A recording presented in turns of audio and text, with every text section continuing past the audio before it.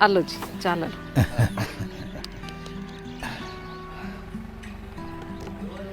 बेटा ठीक है? बहुत वधिया। सतवंत रोटी बना ली? परमिंदर ने आउंदे ही घर सिर ते चक लेना। मैंने पता है, इस करके मैं पहले ही बना के रख ली। गुड। लो आ ही गई हो। मेरे सारे फ्रेंड्स विदेश पढ़ने चले गए आ, मैं पता नहीं कदों जाऊंगी। की हो गया पुत्त? मेरी एक ਤਾਂ फ्रेंड सी ਉਹ ਵੀ ਕੱਲ यूके जा रही ਆ।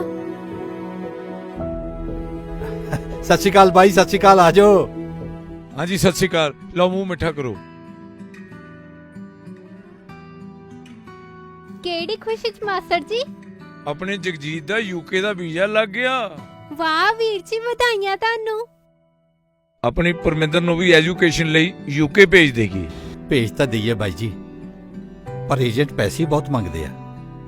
ਟੈਨਸ਼ਨ ਨਾ ਲੈ ਯਾਰ, ਆਪਣੇ ਈਜ਼ੀ ਵੇ ਵਾਲੇ ਹੈਗੇ ਨੇ। ਨਾਲੇ ਕਿਸੇ ਵੀ ਕੰਟਰੀ ਦਾ ਵੀਜ਼ਾ ਲੈਣਾ ਹੋਵੇ, ਵੀਜ਼ਾ ਲੱਗਣ ਤੋਂ ਬਾਅਦ ਪੈਸੇ ਲੈਂਦੇ ਨੇ। ਬੜੇ ਚੰਗੇ ਬੰਦੇ ਨੇ ਬਾਈ ਸੰਧੂ ਹੋਰੀ। ਫਿਰ ਤਾਂ ਆਪਣੀ ਪਰਮਿੰਦਰ ਵੀ ਜਾਏਗੀ ਬਾਹਰ ਪੜਨ ਹੈ। ਆਪਾਂ ਕੱਲ ਨੂੰ ਚੱਲਦੇ ਆਂ ਈਜ਼ੀ ਵੇ ਵਾਲਿਆਂ ਕੋਲ। ਖੁਸ਼ ਹੈ?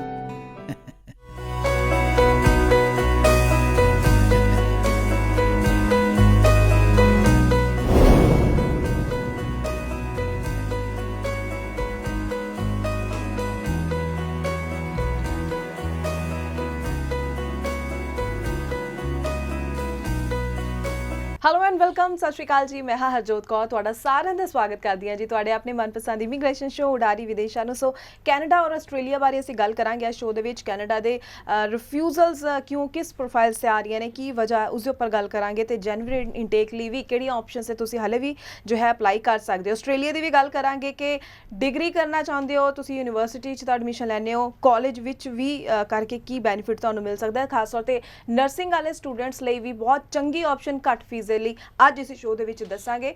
ਸੋ ਇਸ ਲਈ ਪੂਰਾ ਸ਼ੋਅ ਤੁਸੀਂ ਸ਼ੁਰੂ ਤੋਂ ਅਖੀਰ ਤੱਕ ਧਿਆਨ ਨਾਲ ਵੇਖਣਾ ਤੇ ਸੁਣਨਾ। ਤੇ ਅੱਜ ਦੀ ਡਿਸਕਸ਼ਨ ਦੇ ਲਈ ਸਾਡੇ ਨਾਲ ਸਟੂਡੀਓ ਵਿੱਚ ਮੌਜੂਦ ਨੇ ਜੀ easy way consultancy private limited ਤੋਂ visa expert mister Gurtej Sandhu ji. ਬਹੁਤ ਬਹੁਤ ਸਵਾਗਤ ਹੈ ਸਰ। ਸਤਿ ਸ਼੍ਰੀ ਅਕਾਲ। ਸਤਿ ਸ਼੍ਰੀ ਅਕਾਲ ਜੀ, ਸਭ ਨੂੰ ਸਤਿ ਸ਼੍ਰੀ ਅਕਾਲ ਜੀ। ਜੀ ਸਰ, ਜਦੋਂ ਆਪਾਂ ਗੱਲ ਕੈਨੇਡਾ ਦੀ ਕਰਦੇ ਆ, ਹੁਣ ਸਭ ਦੇ ਮਾਈਂਡ ਵਿੱਚ ਸਭ ਤੋਂ ਪਹਿਲਾ ਸਵਾਲ ਇਹੀ ਆਉਂਦਾ ਕਿ ਡਿਲੇ ਚੱਲ ਰਹੇ ਨੇ ਵੀਜ਼ਾ ਦੇ ਵਿੱਚ। ਤਾਂ ਮੈਂ ਇਸੇ ਦਾ ਕਾਰਨ ਪਹਿਲਾਂ ਸਮਝਣਾ ਚਾਹਾਂਗੀ ਤਾਂ ਕਿ ਜਿੰਨੇ ਵੀ ਦਰਸ਼ਕ ਸ਼ੋਅ ਨਾਲ ਜੁੜ ਰਹੇ ਨੇ ਉਹਨਾਂ ਨੂੰ ਵੀ ਇਹ ਚੀਜ਼ਾਂ ਕਲੀਅਰ ਹੋ ਸਕਣ। ਬਿਲਕੁਲ ਜੀ। ਦੇਖੋ, ਅਗਰ ਮੈਂ ਗੱਲ ਕਰਾਂ ਕੈਨੇਡਾ ਸਟੱਡੀ ਵੀਜ਼ਾ ਦੀ, ਤੇ ਬਹੁਤ ਲੰਬਾ ਟਾਈਮ ਐਪਲੀਕੇਸ਼ਨਸ ਲੈ ਰਹੀਆਂ ਨੇ ਜੀ।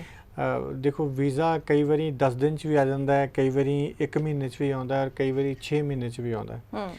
ਇਹਦੇ ਵਿੱਚ ਕਿਸੇ ਦਾ ਦੋਸ਼ ਨਹੀਂ ਹੈ। ਇਹ ਡਿਪੈਂਡ ਕਰਦਾ ਹੈ ਕਿ ਜਿਹੜੀ ਫਾਈਲ ਹੁੰਦੀ ਹੈ ਉਹ ਉਹਦੇ ਡਿਫਰੈਂਟ ਵੀਜ਼ਾ ਆਫਿਸਰ ਕੋਲ ਜਾਂਦੀ ਹੈ।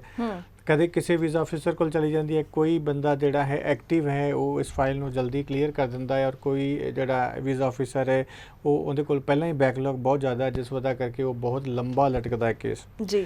ਮੇਰਾ ਇੱਕ ਵੀਜ਼ਾ, ਕਈ ਤਰ੍ਹਾਂ ਦੇ ਵੀਜ਼ਾ ਆਉਂਦੇ ਨੇ, ਸਾਡੇ ਕੋਲ ਐਕਸਪੀਰੀਅੰਸ ਹੈ ਇਸ ਚੀਜ਼ ਦਾ ਕਿ ਸਾਡਾ ਇੱਕ ਵੀਜ਼ਾ ਜਿਹੜਾ ਹੈ ਸਿਰਫ ਹੀ 10 ਦਿਨ 'ਚ ਆਇਆ। ਔਰ ਈਵਨ ਕਿ ਇੱਕ ਵੀਜ਼ਾ ਦੀ ਮੈਂ ਗੱਲ ਕਰਾਂ ਕਿ ਅੱਜ ਅਸੀਂ ਅਪਲਾਈ ਕਰ ਰਹੇ ਹਾਂ, 3rd 4th ਡੇ ਹੀ ਵੀਜ਼ਾ ਆ ਰਿਹਾ ਜੀ। ਔਰ ਇੱਕ ਬੱਚਾ ਜਿਹੜਾ ਪਰੇਸ਼ਾਨ ਹੋ ਰਿਹਾ ਸੀ ਵਿਚਾਰਾ, ਉਹਦੇ 6 ਮਹੀਨੇ ਦੀਆਂ ਉਹਨੇ ਕਲਾਸਿਸ ਵੀ ਇੱਥੇ ਪੂਰੀਆਂ ਕਰ ਲਈਆਂ। ਓਕੇ। ਔਰ ਉਸ ਤੋਂ ਬਾਅਦ ਉਹਦਾ ਵੀਜ਼ਾ ਆ ਰਿਹਾ ਜੀ।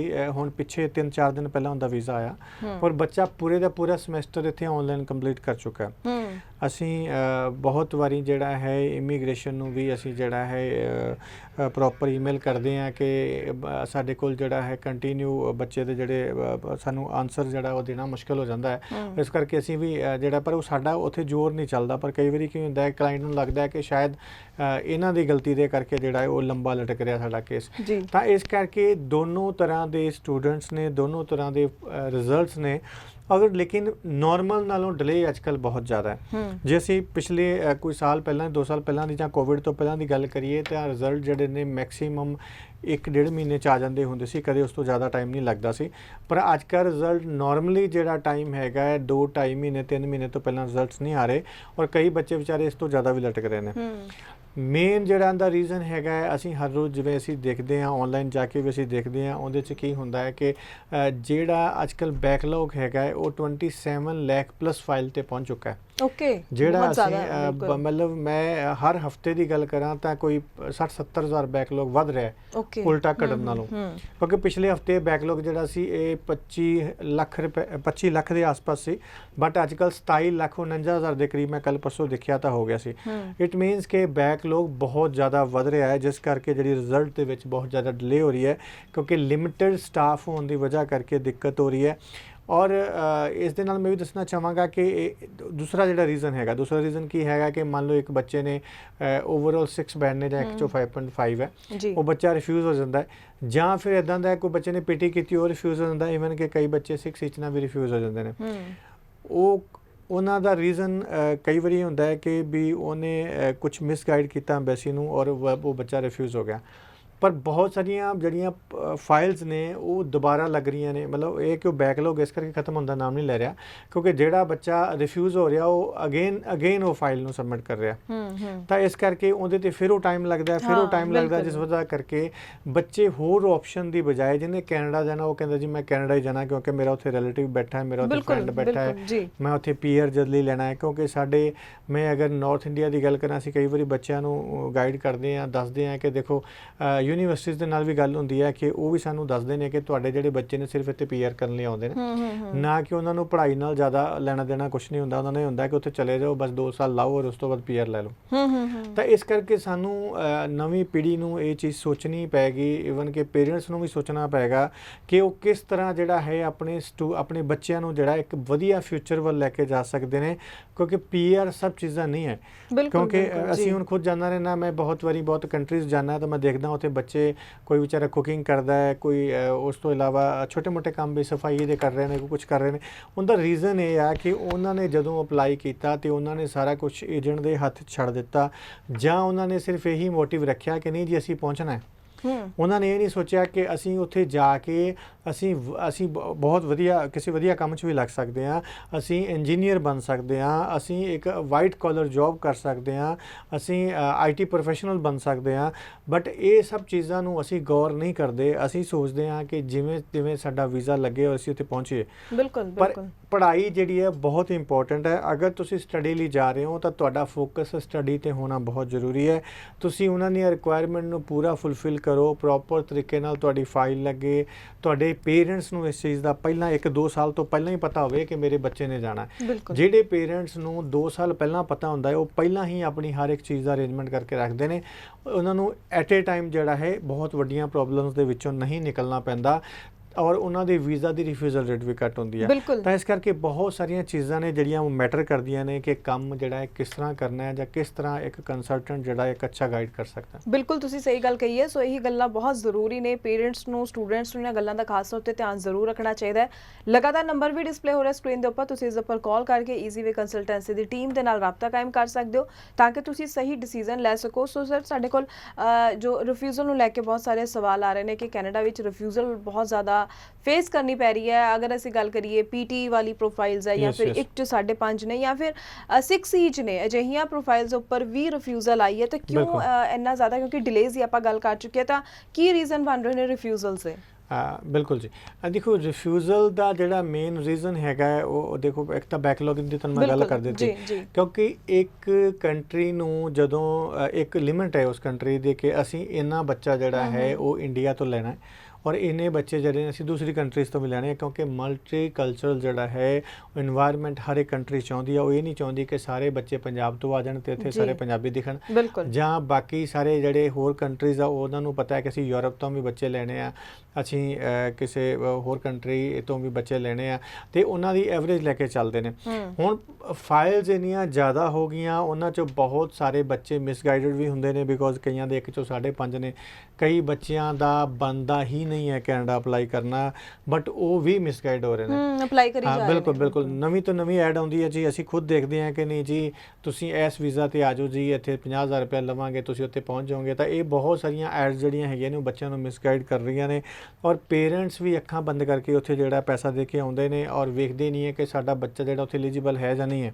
ਬਹੁਤ ਸਾਰੀਆਂ ਫਾਈਲਸ ਮੈਂ ਕਹਾਂਗਾ ਕਿ 1/3 ਫਾਈਲ ਜਿਹੜੀਆਂ ਇਦਾਂ ਦੀਆਂ ਨੇ ਜਿਹੜੀਆਂ ਐਲੀਜੀਬਲ ਹੀ ਨਹੀਂ ਹੈਗੀਆਂ ਔਰ ਉੱਥੇ ਅਪਲਾਈ ਹੋ ਗਈਆਂ, ਤਾਂ ਉਹ ਇੱਕ ਰਿਫਿਊਜ਼ਲ ਦਾ ਵੱਡਾ ਰੀਜ਼ਨ ਹੈਗਾ। ਦੂਜੀ ਗੱਲ ਇਹ ਕਿ ਰਿਕੁਆਇਰਮੈਂਟ ਕੈਨੇਡੀਅਨ ਹਾਈ ਕਮਿਸ਼ਨ ਨੇ ਹੁਣ ਬਹੁਤ ਜ਼ਿਆਦਾ ਸਟ੍ਰਿਕਨੈਸ ਮੈਂ ਕਹਾਂਗਾ ਕਿ ਹੋ ਗਈ ਹੈ ਕਿ ਉਹਨਾਂ ਦੀ ਰਿਕੁਆਇਰਮੈਂਟ ਜਿਵੇਂ 6 ਈਚ ਦੀ ਹੈ ਹੁਣ, ਔਰ ਅਗਰ ਮਾਸਟਰ ਲਈ ਜਾਣਾ ਤਾਂ 6.5 ਨੋਟ ਲੈਸ ਦੈਨ 6 ਬੈਂਡ ਦੀ ਹੈ। PTE ਤੇ ਵੀ ਵੀਜ਼ਾ ਘੱਟ ਆ ਰਿਹਾ, ਜਿਹੜੇ PTE ਤੇ ਅਸੀਂ 54 ਤੇ ਵੀਜ਼ਾ ਲੈ ਲੈਂਦੇ ਸੀ, ਅੱਜ ਕੱਲ੍ਹ ਉੱਥੇ 58 59 ਦੀ ਰਿਕੁਆਇਰਮੈਂਟ ਆ। PTE ਦੇ ਵਿੱਚ ਵੀ ਤੁਹਾਨੂੰ ਬਹੁਤ ਅੱਛਾ ਸਕੋਰ ਕਰਨਾ ਪੈਣਾ ਹੈ, ਕਿਉਂਕਿ ਅੱਜ ਕੱਲ੍ਹ ਜਦੋਂ ਅਸੀਂ ਫਾਈਲ ਅਪਲਾਈ ਕਰਦੇ ਹਾਂ ਤਾਂ ਪਹਿਲਾਂ ਕੀ ਹੁੰਦਾ ਸੀ, ਸੇਮ ਚੀਜ਼ ਦੀ ਮਤਲਬ ਉਹਦੇ 'ਚ ਅਲੱਗ ਕੈਟਾਗਰੀ ਨਹੀਂ ਹੁੰਦੀ ਸੀ PTE ਦੀ ਜਾਂ ਦੂਸਰੀ ਦੀ, ਪਰ ਹੁਣ ਇੱਕ ਅਲੱਗ ਕੈਟਾਗਰੀ ਹੈ। ਹੁਣ ਕੀ ਹੈਗਾ ਕਿ ਜਦੋਂ ਤੁਸੀਂ IELTS ਨਾਲ ਅਪਲਾਈ ਕਰ ਰਹੇ ਹੋ ਔਰ 6 ਈਚ ਤੁਹਾਡੇ ਬੈਂਡ ਨੇ, ਤਾਂ ਤੁਸੀਂ ਇੱਕ ਹੋਰ ਉਹਨਾਂ ਦਾ ਕਾਲਮ ਹੈ ਜਿੱਥੇ ਤੁਸੀਂ ਫਿਲ ਕਰੋਗੇ ਕਿ ਸਾਡੇ 6 ਈਚ ਬੈਂਡ ਨੇ, ਔਰ ਉਹ ਜਿਹੜੀ ਫਾਈਲ ਹੈ ਤੁਹਾਡੀ ਉਹ ਇੱਕ ਹੋਰ ਡਾਇਰੈਕਸ਼ਨ 'ਚ ਜਾਏਗੀ। ਬਟ ਅਗਰ ਤੁਸੀਂ ਉੱਥੇ ਪੁੱਟ ਕਰਦੇ ਹੋ ਕਿ ਜੇ ਤੁਸੀਂ PTE ਕੀਤੀ ਹੈ ਜਾਂ ਇੱਕ 'ਚ ਤੁਹਾਡੇ 5.5 ਬੈਂਡ ਨੇ, ਤਾਂ ਉਹ ਫਾਈਲ ਇੱਕ ਹੋਰ ਡਾਇਰੈਕਸ਼ਨ ਨੂੰ ਜਾਏਗੀ। ਤਾਂ ਇਟ ਮੀਨਸ ਤੁਹਾਡੀ ਫਾਈਲਿੰਗ ਦੇ ਟਾਈਮ ਹੀ ਡਿਵਾਈਡ ਹੋ ਜਾਏਗੀ ਕਿ ਤੁਸੀਂ ਕੀ ਤੁਹਾਡਾ ਰਿਜ਼ਲਟ ਹੋਏਗਾ। ਮੈਕਸੀਮਮ ਫਾਈਲ ਜਿਹੜੀਆਂ 6 ਈਚ ਨਾਲ ਲੱਗਦੀਆਂ ਨੇ ਉਹਨਾਂ ਦੇ ਰਿਜ਼ਲਟ ਅੱਛੇ ਵੀ ਹੈਗੇ ਨੇ, ਉਹ ਜਿਹੜੀਆਂ PTE ਜਾਂ ਇੱਕ 'ਚੋਂ 5.5 ਬੈਂਡ ਉਹਨਾਂ ਨੂੰ ਹੋਰ ਡਾਇਵਰਜਨ 'ਚ ਲੈ ਕੇ ਜਾਇਆ ਜਾ ਰਿਹਾ ਹੈ, ਔਰ ਉੱਥੇ ਰਿਫਿਊਜ਼ਲ ਰੇਟ ਹਾਈ ਹੈ। ਤਾਂ ਇਸ ਕਰਕੇ ਬਹੁਤ ਸਾਰੀ ਰਿਫਿਊਜ਼ਲ ਜਿਹੜੀ ਬੱਚਿਆਂ ਦੀ ਆ ਰਹੀ ਹੈ। ਔਰ ਇੱਕ ਹੋਰ ਰੀਜ਼ਨ ਜਿਹੜਾ ਹੁੰਦਾ ਹੈ ਉਹ ਇਹ ਹੈਗਾ ਕਿ ਸਟੂਡੈਂਟ ਜਿਹੜੇ ਨੇ ਉਹਨਾਂ ਨੂੰ ਜਦੋਂ ਅਪਲਾਈ ਕਰਦੇ ਨੇ ਕੋਰਸ ਕੁਛ ਹੋਰ ਦੇ ਦਿੱਤਾ ਜਾਂਦਾ ਹੈ, ਉਹਨਾਂ ਦੀ ਬੈਕਗਰਾਊਂਡ ਕੁਛ ਹੋਰ ਹੈਗੀ ਹੈ, ਜਾਂ ਕਈ ਬੱਚਿਆਂ ਨੂੰ ਕੋਰਸ ਵੀ ਸਹੀ ਦਿੱਤਾ ਗਿਆ ਬਟ SOP ਦੇ ਵਿੱਚ ਪ੍ਰੋਪਰ ਐਕਸਪਲੇਨ ਨਹੀਂ ਕੀਤਾ ਗਿਆ ਕਿ ਬੱਚੇ ਜਿਹੜਾ ਹੈ ਕੀ ਮੋਟਿਵ ਹੈਗਾ ਉਹਦਾ, ਕੀ ਉਹ ਵਾਪਸ ਆਏਗਾ ਜਾਂ ਨਹੀਂ ਆਏਗਾ, ਵਾਪਸ ਆਉਣ ਦੇ ਰੀਜ਼ਨ ਕੀ ਹੈਗੇ ਨੇ। ਇਸ ਤੋਂ ਇਲਾਵਾ ਜਿਹੜਾ ਹੈ ਫਾਈਨੈਂਸ਼ੀਅਲ ਸਟੇਬਿਲਿਟੀ ਨੂੰ ਲੈ ਕੇ ਬਹੁਤ ਵੱਡਾ ਕੁਐਸਚਨ ਹੈ ਕਿ ਜਿਹੜੇ ਸਟੂਡੈਂਟ ਅਪਲਾਈ ਕਰਦੇ ਨੇ ਕੈਨੇਡਾ ਦੇ ਵਿੱਚ, ਉਹਨਾਂ ਦੀ ਫਾਈਨੈਂਸ਼ੀਅਲ ਸਟੇਬਿਲਿਟੀ ਨੂੰ ਜਿਹੜਾ ਹੈ ਉਹ ਕਈ ਏਜੰਟ ਦੇਖਦੇ ਹੀ ਨਹੀਂ, ਕਿਉਂਕਿ ਸਿਰਫ 3-3 ਲੱਖ 4-4 ਲੱਖ ਦੀਆਂ ITR ਲਾ ਕੇ ਤੁਸੀਂ ਨਾਲ ਅਪਲਾਈ ਕਰ ਦਿੰਦੇ ਹੋ। ਉਹ ਬੱਚਾ ਕਿਵੇਂ ਆਪਣੀਆਂ ਜਾ ਕੇ ਫੀਸਾਂ ਦੇਵੇਗਾ, ਕਿਵੇਂ ਉਹ ਬੱਚਾ ਜਾ ਕੇ ਜਿਹੜਾ ਹੈ ਆਪਣੇ ਖਰਚੇ ਚੁੱਕੇਗਾ ਔਰ ਕਿਵੇਂ ਪੜ੍ਹੇਗਾ, ਕਿਉਂਕਿ ਗਵਰਨਮੈਂਟ ਨੂੰ ਇਹ ਨਹੀਂ ਪਤਾ ਹੈਗਾ ਕਿ ਬੱਚਾ ਉੱਥੇ ਕੰਮ ਕਰਨ ਜਾ ਰਿਹਾ, ਕਿਉਂਕਿ ਅਸੀਂ ਤਾਂ ਕੰਮ ਲਈ ਭੇਜ ਰਹੇ ਹਾਂ। ਤਾਂ ਇਸ ਕਰਕੇ ਪੇਰੈਂਟਸ ਨੂੰ ਲੱਗਦਾ ਕਿ ਬੱਚਾ ਉੱਥੇ ਜਾ ਕੇ ਚਲੋ ਇਹ ਤਾਂ ਨਾਰਮਲ ਜੀ ਚੀਜ਼ ਆ ਕਿ ਬੱਚਾ ਉੱਥੇ ਪੜ੍ਹੇਗਾ ਤੇ ਆਪਣੀ ਫੀਸ ਦੇ ਦੇਗਾ, ਬਟ ਐਕਚੁਅਲ 'ਚ ਇਮੀਗ੍ਰੇਸ਼ਨ ਇਹ ਸੋਚਦੀ ਹੈ ਕਿ ਬੱਚਾ ਉੱਥੇ ਕੰਮ ਨਹੀਂ ਕਰੇਗਾ, ਬੱਚਾ ਸਿਰਫ ਉੱਥੇ ਜਾ ਕੇ ਪੜ੍ਹੇਗਾ ਔਰ ਆਪਣੀ ਜਿਹੜੀ ਕੰਪਲੀਟ ਕਰੇਗਾ ਸਟੱਡੀ ਨੂੰ, ਤਾਂ ਕਿ ਉਹ ਬਾਅਦ ਵਿੱਚ ਜਿਹੜਾ ਹੈ ਕਿਸੇ ਵੀ ਵੀਜ਼ਾ ਤੇ ਜਾਵੇ ਜਾਂ ਨਾ ਜਾਵੇ ਪਰ ਆਪਣੀ ਕੰਟਰੀ ਨੂੰ ਵਾਪਸ ਜ਼ਰੂਰ ਜਾਵੇ। ਉਹ ਇਸ ਚੀਜ਼ ਨੂੰ ਯਕੀਨੀ ਬਣਾਉਣਾ ਚਾਹੁੰਦੇ ਨੇ, ਤੇ ਉਹ ਸਾਰੇ ਰੀਜ਼ਨ ਸਾਨੂੰ ਦੇਣੇ ਪੈਂਦੇ ਨੇ ਕਿ ਕੀ ਰੀਜ਼ਨ ਹੈਗੇ ਨੇ ਜਿਹਦੇ 'ਚ ਯਕੀਨੀ ਬਣ ਜਾਵੇ ਕਿ ਮੈਂ ਵਾਪਸ ਜਾਵਾਂਗਾ। ਇਸ ਕਰਕੇ ਇੱਕ ਕੰਸਲਟੈਂਟ ਨੂੰ ਚੂਜ਼ ਕਰਨ ਤੋਂ ਪਹਿਲਾਂ ਉਹਦਾ ਐਕਸਪੀਰੀਅੰਸ ਔਰ ਉਹਦਾ ਜਿਹੜਾ ਹੈ ਰਿਜ਼ਲਟਸ ਦੇਖਣੇ ਬਹੁਤ ਜ਼ਰੂਰੀ ਨੇ। ਹਮੇਸ਼ਾ ਤੁਹਾਡੀ ਕੋਸ਼ਿਸ਼ ਹੋਣੀ ਚਾਹੀਦੀ ਹੈ ਕਿ ਇੱਕ ਅੱਛੇ ਬੰਦੇ ਦੀ ਸਲਾਹ ਲਵੋ ਔਰ ਆਪਣੀ SOP ਨੂੰ ਜ਼ਰੂਰ ਪੜ੍ਹੋ, ਆਪਣੇ ਫਾਈਨੈਂਸ਼ੀਅਲਸ ਨੂੰ ਜ਼ਰੂਰ ਦੇਖੋ, ਕੋਈ ਚੀਜ਼ ਮਿਸ ਨਾ ਕਰੋ ਜਦੋਂ ਫਾਈਲ ਲਾਉਣੇ ਹੋ, ਕਿਉਂਕਿ ਇੱਕ ਛੋਟੀ ਜਿਹੀ ਗਲਤੀ ਜਿਹੜੀ ਹੈ ਤੁਹਾਨੂੰ ਵਾਰ-ਵਾਰ ਫਾਈਲ ਲਾਉਣੀ ਪੈਗੀ, ਹੋ ਸਕਦਾ ਕਿ ਤੁਸੀਂ ਉਸ ਕੰਟਰੀ ਲਈ ਐਲੀਜੀਬਲ ਵੀ ਨਾ ਹੋਵੋ ਕੱਲ੍ਹ ਨੂੰ।